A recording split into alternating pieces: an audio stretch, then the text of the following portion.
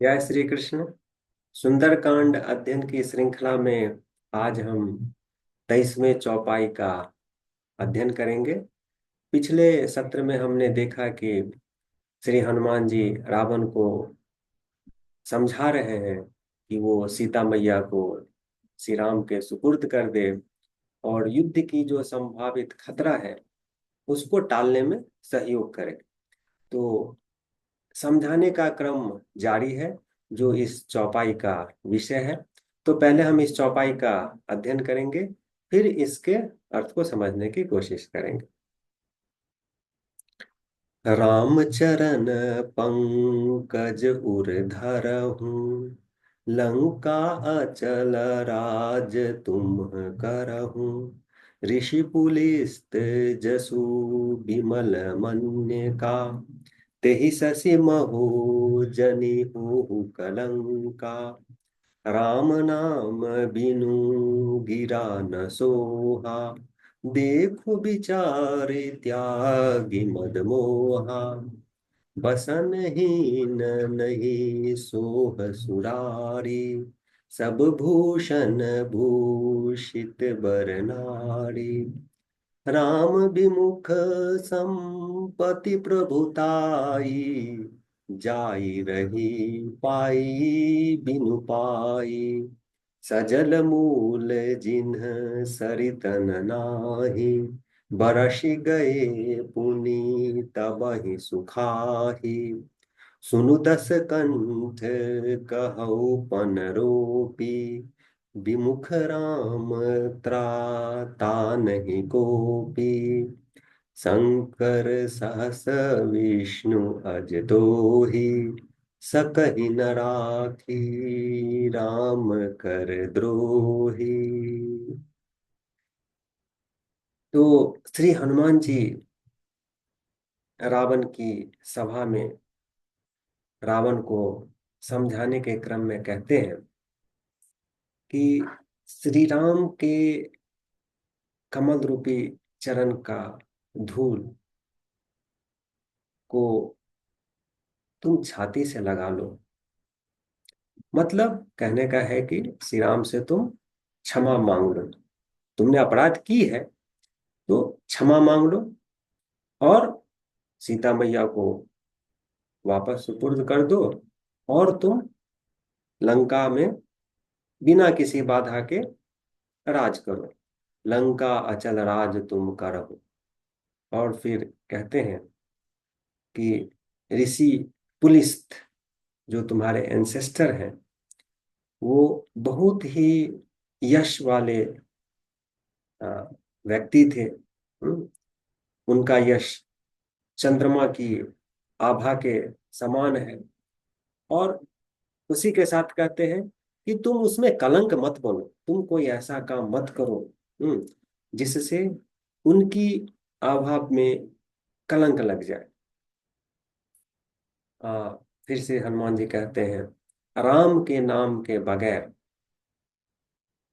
हम्म, राम के नाम के बगैर जो कुछ भी हम बोलते हैं उसकी कोई शोभा नहीं है।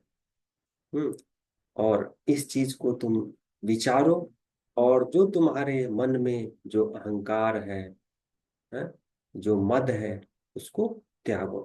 तो कहने का ये मतलब है कि अगर हमारे वाणी में शालीनता नहीं है, अगर हमारे वाणी में ईश्वर के है, अस्तित्व का रिफ्लेक्शन नहीं है, तो फिर वो वाणी उतनी उतनी शोभनीय नहीं है। और फिर हनुमान जी रावण को सुरारी कह के संबोधित करते हैं। सुरारी मतलब सुर, सुर होता है देवता, और अरि, अरि मीन्स दुश्मन, तो देवताओं के दुश्मन। तो रावण को सुरारी कह के संबोधित करते हैं हनुमान जी, और कहते हैं कि एक नारी कितना भी गहना पहन ले, ज्वेलरी डाल ले, लेकिन अगर कपड़ा ना हो, अगर उसका तन ढका ना हो, तो कोई खूबसूरती नहीं है। तो गहनों की खूबसूरती प्रॉपर डिसेंट क्लोथिंग के बाद ही है। तो कहते हैं कि भगवान राम से जो परम सत्ता है, जो अंतिम सत्ता है, उससे जो दूर है व्यक्ति, वो ठीक उसी तरह है जैसे हम्म, वस्त्र विहीन नारी। हालांकि हो सकता है मतलब अनेक तरह के आभूषण हो उसके शरीर पे, हाँ, लेकिन वो अशोभनीय है। बिना कपड़ा के जैसे नारी अशोभनीय है, in spite of so many jewelleries, उसी तरह एक व्यक्ति अंतिम सत्ता जो प्रभु श्री राम है, उनसे विमुख भी उसी तरह अशोभनीय है। मतलब वो न ही उसमें वो तेज होगा, न ही उसमें वो महत्ता होगी, और न ही उसमें वो सुख और आराम होगा जो हम सब आशा करते हैं। तो राम विमुख संपत्ति प्रभुताई, जाई रही पाई बिनु पाई। तो राम के बगैर अगर हम राम से विमुख विमुख है तो कितना भी संपत्ति हो हमारे पास, उसका कोई मतलब नहीं है। जैसे कपड़े के बगैर कितना भी ज्वेलरी हो, उसका कोई महत्व नहीं। फिर मैंने इसकी तुलना श्री हनुमान जी किससे करते हैं? ऐसी नदी से जो बारिश आने पे तो जल से भरा होता है, लेकिन बारिश का मौसम जाते ही सूख जाता है। तो जो राम से विमुख होगा उसकी यही हालत होगी। हो सकता है उसकी जिंदगी में भी सुख आए, आराम आए, बट वो क्षणिक होगा। तो अगर आपको हम्म, सदा के लिए सुखी होना है तो राम से जुड़ना पड़ेगा। परम सत्ता की महत्ता को स्वीकारना पड़ेगा, परम सत्ता को स्वीकार करना पड़ेगा। तब आप कैसे हो जाएंगे?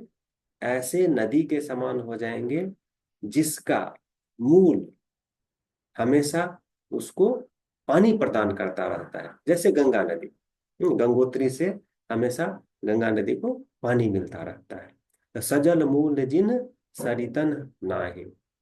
और राम से विमुख होंगे तो कुछ क्षण के लिए हो सकता है सुख हो, कुछ क्षण के लिए आराम हो, लेकिन वो अस्थाई होगा। तो अस्थाई सुख के लिए, अस्थाई आराम के लिए राम से, परम सत्ता से जुड़ना अत्यावश्यक है, मस्ट है। फिर श्री हनुमान जी रावण को 10 कंठ कह के संबोधित करते हैं, क्योंकि रावण को 10 मुख है। इसलिए 10 कंठ कह के संबोधित करते हुए कहते हैं कि मैं पूरे दावा के साथ कहता हूं रावण कि जो राम से विमुख है, राम विमुख त्राता नहीं कोपी। जो राम से विमुख है उसको बचाने वाला कोई नहीं है। तो राम क्या है? राम परम सत्ता है, राम अंतिम सत्ता है। जब हम राम से जुड़ते हैं तो फिर बड़ी से बड़ी शक्ति भी हमारा कुछ नहीं बिगाड़ सकती है। मतलब यह है कि जब हम राम से जुड़ जाते हैं जो अंतिम सत्ता है, बाकी सारी सत्ताएं छोटी और खिलौना के समान लगने लगता है। ओके। तो जब हम परम सत्ता को समझते हैं, परम सत्ता को पहचानते हैं, और यही आत्मज्ञान है, फिर बाकी चीजों का डर खत्म हो जाता है।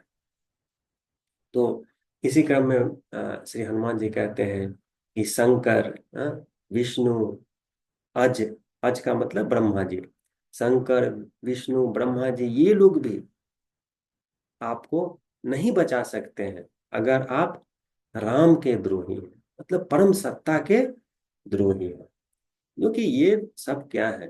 जो परम सत्ता के ही मैनिफेस्टेशन है, शंकर, विष्णु, हाँ, उसके बाद ब्रह्मा, ये सब क्या है? परम सत्ता के मैनिफेस्टेशन है। तो परम सत्ता से आप द्रोह करेंगे और उनका जो डिफरेंट अलग अलग रूप है, हाँ, उनसे जाके आप जुड़ने की कोशिश करेंगे तो फिर तो आप डिस्कनेक्टेड ही हैं। हम्म, तो इसीलिए श्री हनुमान जी कहते हैं, शंकर सहस विष्णु अज तो ही, सकहि न राखी राम कर द्रोह। हम्म, तो अगर राम से आपका द्रोह है, राम की सत्ता को अगर आप स्वीकार नहीं करते हैं, जो कि अंतिम सत्ता है, तो आप कभी भी सुखी नहीं रह सकते। हम्म, तो हनुमान जी रावण को समझाने की कोशिश कर रहे हैं कि वो राम की सत्ता को समझे और जो युद्ध का खतरा है उसको टाला जा सके। तो अब देखिए, इसीलिए हनुमान को बोला जाता है बुद्धि बल के खान। हम्म, बुद्धि बल के खान क्यों बोला जाता है? यहाँ देखिए कि हनुमान जी एक अच्छे दूत की तरह कार्य कर रहे हैं। एक एम्बेसडर का क्या काम होता है कि युद्ध का खतरा, जो कुछ अशोभनीय है, उसको टाला जा सके। तो ये पूरी कोशिश कर रहे हैं एक अच्छे दूत की तरह, कि युद्ध के खतरा को टाला जा सके। कैसे? तो रावण को राम की शक्ति का आभास करवा के, उनकी महिमा का आभास करवा के, इसीलिए राम को सॉरी श्री राम श्री हनुमान जी को बुद्धि और बल का खान बोला जाता है। बल भी है और बुद्धि भी है। पूरे रामायण में हनुमान के बुद्धि का विलक्षण उदाहरण, बहुत सारे उदाहरण मिलते हैं। तो अब हम दोहे का पाठ करेंगे। मोह मूल बहु सूल प्रदा, त्यागहु तम अभिमान, भजहु राम रघुनायक, कृपा सिंधु भगवान। तो इस दोहे में कहा जा रहा है कि मोह जो है, मोह का मतलब क्या है? इल्यूजन उसको इंग्लिश में बोलते हैं। चीजों को सही से ना समझना, यही मोह है। मोह में क्या होता है, इंसान चीजों को ठीक से समझ नहीं पाता है। और चीजों को न समझने का जो मुख्य कारण है वो है अहंकार। हम्म, अहंकार। हाँ, जो मैं सोच रहा हूँ वही सही है। तो जब आप में ऐसी भावना होगी तो आप चीजों को ठीक से नहीं समझ पाएंगे। उसी को इल्यूजन बोलते हैं। और अ, संस्कृत में मोह बोलते हैं। तो मोह मूल बहुसूल प्रदा। तो जब इल्यूजन होता है, जब हम चीजों को ठीक से नहीं समझ पाते हैं, तो क्या होता है? बहुत कष्ट होता है। सूल, सूल का मतलब होता है आपका कांटा, समझे? तो मोह मूल बहु सूल प्रदा, त्यागहु तम अभिमान। तुम अपने तम, तम का मतलब होता है अंधकार, अंधकार से यहाँ तात्पर्य है अज्ञान। तो तुम अपने अज्ञान और अभिमान, घमंड को त्याग करो। ये रावण से श्री हनुमान जी कह रहे हैं।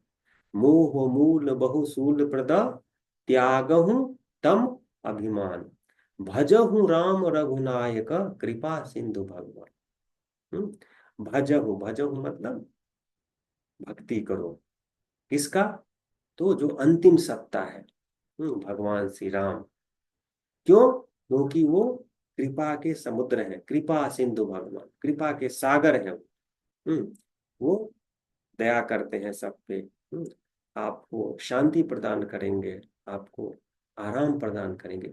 इसीलिए अंतिम सत्ता से जुड़ना, अंतिम सत्ता को स्वीकार करना, ओके, जरूरी है। ये आपके जिंदगी के गुणवत्ता को काफी बढ़ा देता है। बहुत सारी चिंताओं बंधनों से आपको मुक्ति प्रदान करता है। तो इस तरह से चौपाई 23 का अंत होता है। तो हम देखते हैं सुंदर कांड में श्री हनुमान जी के बुद्धि बल का जबरदस्त परिचय मिलता है। ओके, और काफी सीखने को मिलता है। ये बहुत बड़ी सीख है। अंतिम सत्ता को स्वीकार करें और फिर उसके फायदे को आप व्यक्तिगत रूप से अनुभव करें। It's amazing. ओके, तो यही सीख है इस चौपाई से। अगले सत्र में हम चौपाई 24 का अध्ययन करेंगे। धन्यवाद।